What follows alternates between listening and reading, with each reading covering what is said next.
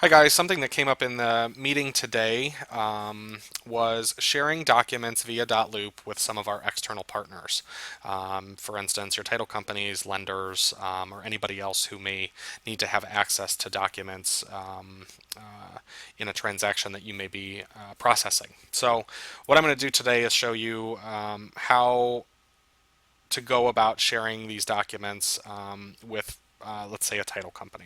So we're in the loop here for 12345 Main Street in Westlake, Ohio. This particular property, we have all of the fully executed agreements, and now I just need to get documents over to the title company so that they can start processing the transaction from there. So if you look in the loop here, you can see that I've got my folder, which contains all of my purchase and green sheet documents. They've all been broken out separately so that it makes life a little bit easier, not only for myself, but especially for our admin teams at the Market Center when they're auditing our files, and will also make it a lot easier to share individual documents with somebody who doesn't need to see everything that we have in the loop. So the first thing I'm going to do is come down here and I'm going to look and see who I've got assigned as my people. I'm here myself as the buying agent. This is my buyer, so I'm going to make sure that my role is selected. Our admin is always going to be listed. I can see that I've got my buyer here, Jana as our seller, and then Elise was our listing agent. But all of these folks have access to these documents already, and now I just need to make sure that I get this over to the title company. So what I want to do is add my title contact into the people in this particular loop, and I'm going to do that by just selecting Add Person. So my title contact for this particular file is Tom Title. So I'm just going to go ahead and start typing Tom's name in. Tom and I have done business before, so he's going to auto-populate. I'll just go ahead and select him. If you are sharing documents or interacting with someone for the first time who may not already be in your database, just follow the steps to add their first and last name, their email address, and then select their role, and then just hit Add Person, and it works the same. So obviously this auto-populated a little bit for me. I still just need to come down and select his role in the transaction, which is escrow and title, and select Add Person. I don't need to send him the intro email. So then if I scroll back down, I can see that Tom has now been added here. I can see that he's listed as escrow and title.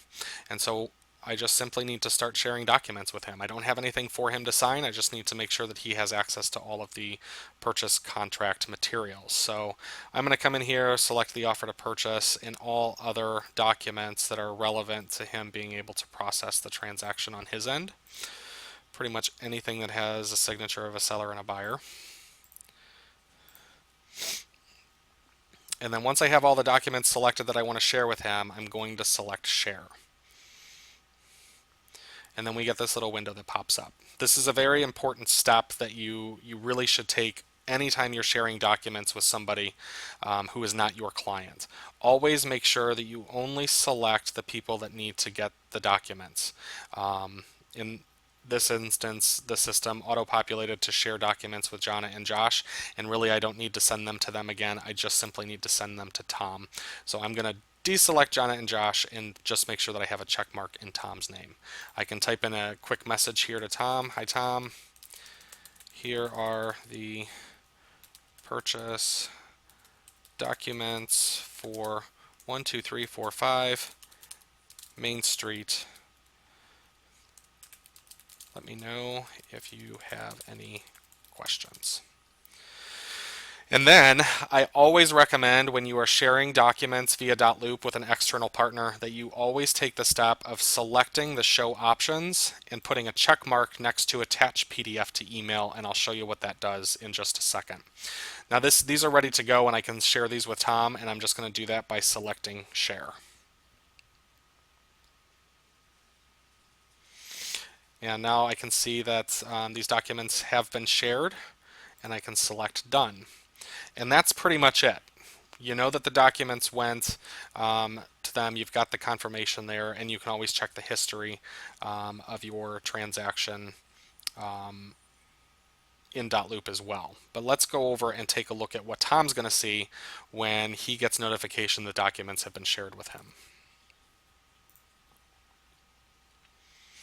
So here's Tom's email, and you can see that he got an email from me and it says urgent.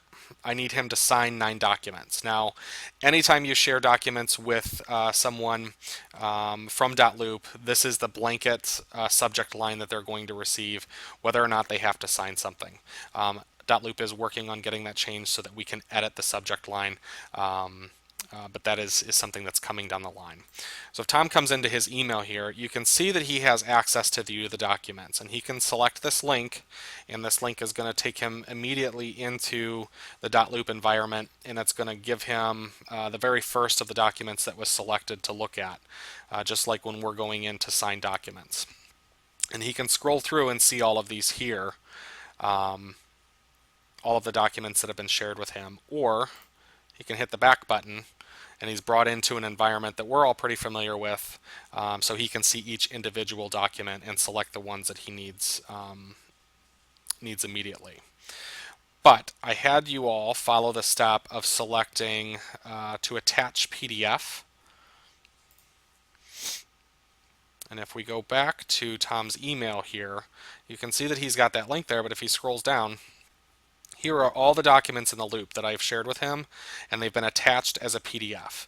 He can download these into a zip file and easily drop all these files into an electronic file for this particular buyer. But that, guys, in a nutshell, is the best practice for sharing documents via .loop with some of your external partners.